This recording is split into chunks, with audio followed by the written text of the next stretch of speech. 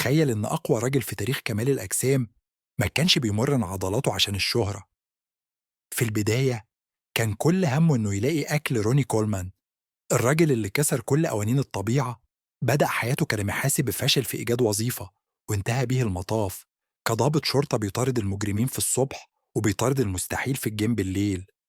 النهاردة هحكي لكم القصة اللي خلت ضابط شرطة بسيط يبقى مستر أولمبيا 8 مرات ورا بعض. روني ما كانش طفل مدلل، اتخرج من الجامعة بتفوق في المحاسبة، بس الصدمة إن مفيش شركة قبلت تشغله. اشتغل في مطعم بيتزا عشان يوفر سبل حياته لحد ما لقى وظيفة كضابط شرطه. روني كان الضابط اللي الكل بيخاف منه بسبب ضخامته. I had heard about him, but I had never seen him. And the first day that I came to work over here and saw him sitting in briefing, I just could not believe it.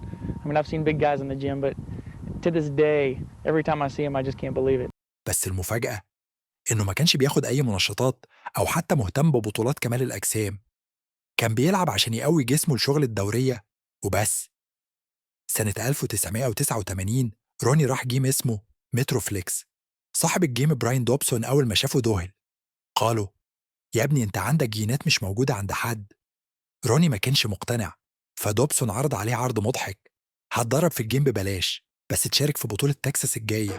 Brian was the guy that told me told me I needed to be bodybuilding. But at the time, I just started working for the police department, and I didn't want to do it. Brian was insistent upon me bodybuilding, told me that I could do good in the sport. Finally told me that he'd give me a free membership, and I said, "Oh, what the heck?"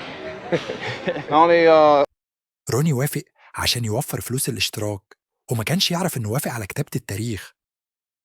في 1998 روني صدم العالم.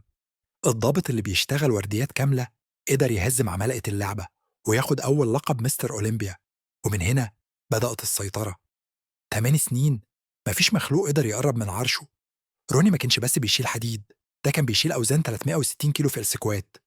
وهو بيضحك كان بيخلص شغله في الشرطة ويروح الجيم يمرن عضلاته كأنها معركة حياة أو موت. قصة روني كولمان مش عن العضلات، هي عن الالتزام. الراجل ده دفع ضريبة قوته بعمليات جراحية كتير، بس لما تسأله ندمان بيقولك: ندمان إني مشيلتش أوزان أتقل. لو روني المحاسب استسلم لما ملقاش وظيفة، ما كانش روني الأسطورة ظهر للنور.